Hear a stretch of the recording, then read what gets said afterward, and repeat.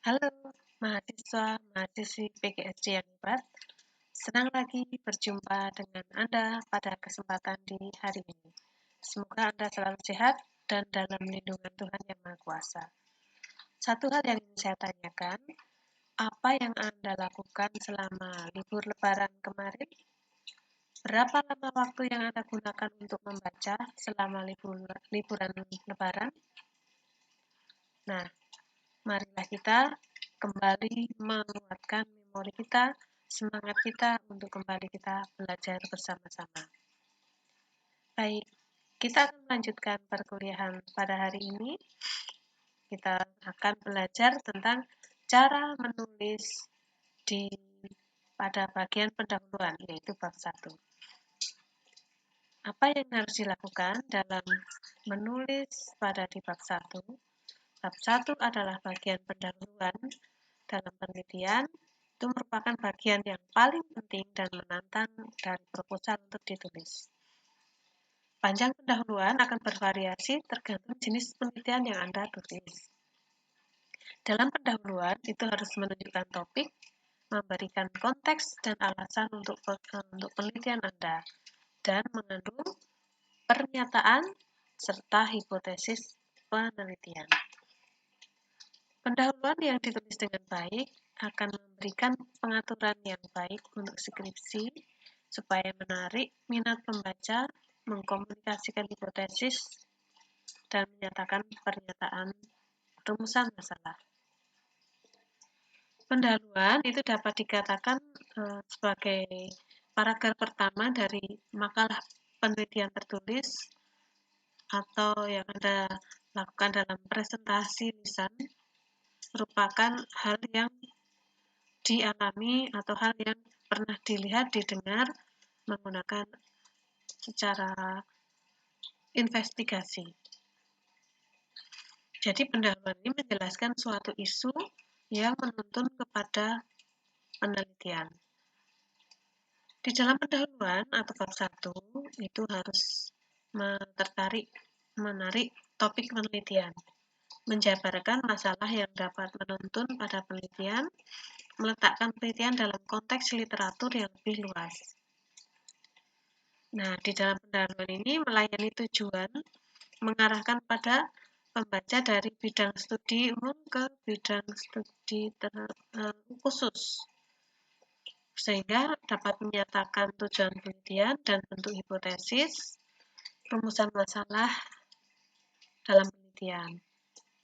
Jadi di pendahuluan itu singkatnya harus ringkas, menarik, ditulis dengan baik supaya membuat pembaca tidak akan meragukan keterampilan analisis, gaya penulisan dalam skripsi yang akan Anda lakukan.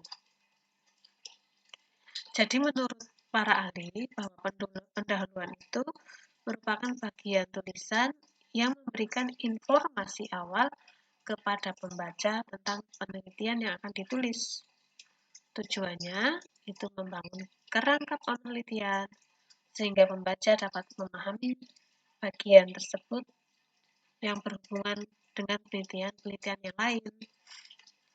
Jadi di dalam pendahuluan juga berisi state of the art dari penelitian yang Anda lakukan. Jadi maknanya apa ya di dalam pendahuluan? Itu sesuatu yang dilakukan secara permulaan. Pembukaan atau kata pengantar dari sebuah pidato atau buku karangan. Ini adalah menurut Kamus Besar Bahasa Indonesia di dalam pendahuluan. Nah, bagaimana di dalam pendahuluan itu? Apa yang harus dilakukan? Yang pertama adalah mengungkapkan topik penelitian Anda.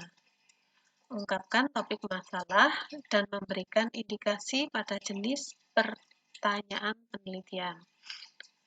Beberapa kalimat pertama yang harus bertindak sebagai identifikasi masalah yang lebih luas yang kemudian mengarah kepada pernyataan yang spesifik.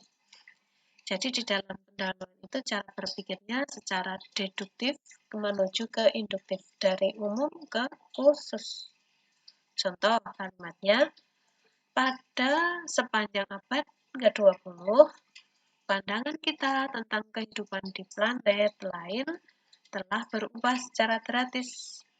Nah, ini adalah memperkenalkan sebuah topik tetapi masih secara luas kalimat tersebut ya. Selanjutnya apa? Yang kedua, yaitu mempertimbangkan merujuk kata-kata kunci. Nah, kata-kata kunci itu harus muncul dalam pendahuluan. Di dalam judul ya, terutama cantumkan di dalam judul. Lalu apa yang ketiga? Dalam pendahuluan juga harus menyertakan tinjauan pustaka secara singkat. Nah, ini gunanya untuk apa? Tinjauan literatur yang kuat itu dapat menyajikan informasi latar belakang untuk penelitian untuk menunjang pentingnya bidang tersebut, yaitu harus ada tinjauan pustaka sedikit, tinjauan literatur, maaf. Ada tinjauan literatur yang mendasari latar belakang yang saudara lakukan. Yang keempat, gunakan literatur untuk fokus pada kontribusi Anda. Nah, ini berliteratur fokus penelitiannya itu apa? Apakah di bidang penelitian kualitatif, kuantitatif, di bidang apa misalnya model pembelajaran atau media atau dalam soal atau penelitian analisis juga boleh. Nah, kemudian yang langkah ke-6, merumuskan dasar pemikiran Anda. Uraikan lebih lengkap tentang alasan penelitian serta kekuatan pentingnya penelitian secara khusus. Alasannya harus jelas, ringkas, dan menunjukkan nilai pendahuluan Anda pada bidang yang diteliti. Jadi di dalam pendahuluan ini sebaiknya memuat data kualitatif dan kuantitatif agar lebih kuat latar belakangnya. Nah, pada bab ini perlu dicantumkan tujuan khusus penelitian. Setelah tujuan khusus, ada manfaat penelitian, keutamaan penelitian, serta temuan yang ditargetkan, serta kontribusi penelitian terhadap ilmu pengetahuan sesuai dengan yang Anda teliti. Jadi harus ada novelty-nya, itu lebih bagus dalam pendahuluan. Misalnya, kita menekankan manfaat pendekatan eksperimen atau model yang telah digunakan. Apa penekanannya dalam penelitian tersebut?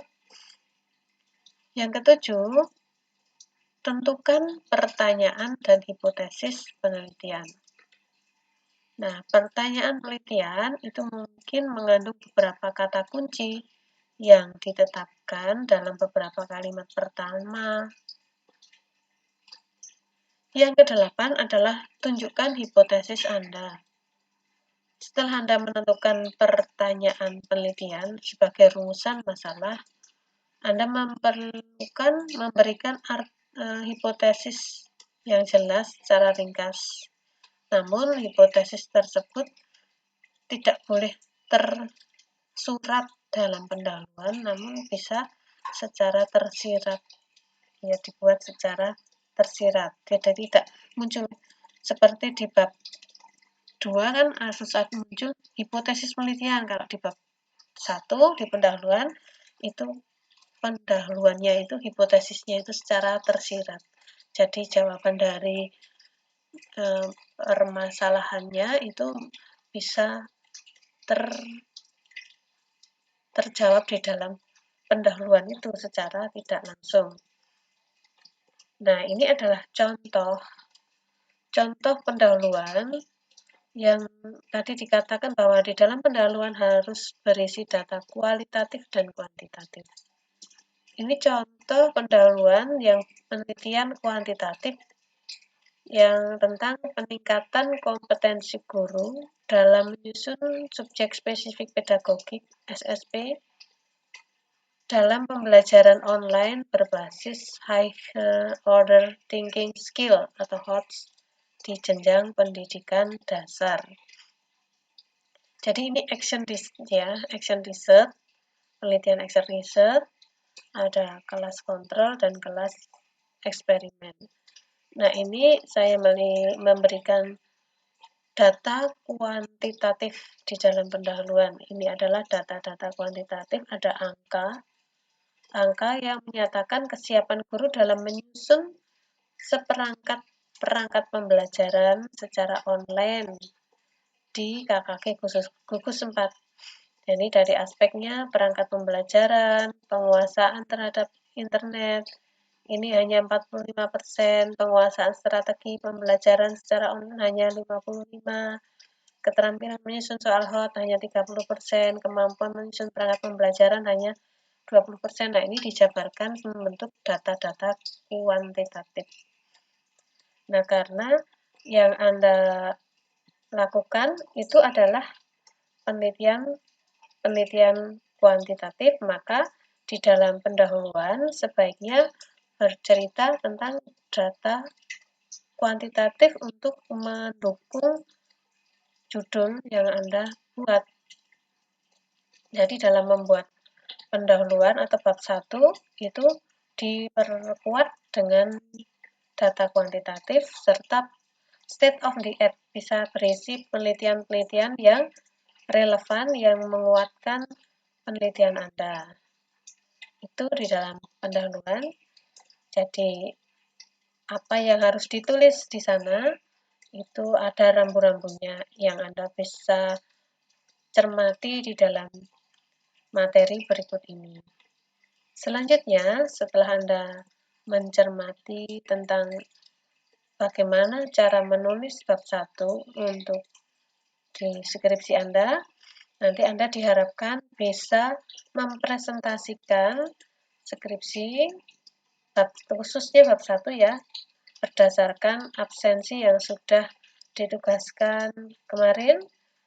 Dan selanjutnya setelah mendapat masukan, teman-teman yang lain juga harus memperhatikan, memberikan masukan, dan diberi kesempatan untuk merevisi apa yang sudah Anda buat, kemudian diupload di Spada. Waktunya dalam mengupload, saya beri waktu selama 2 hari.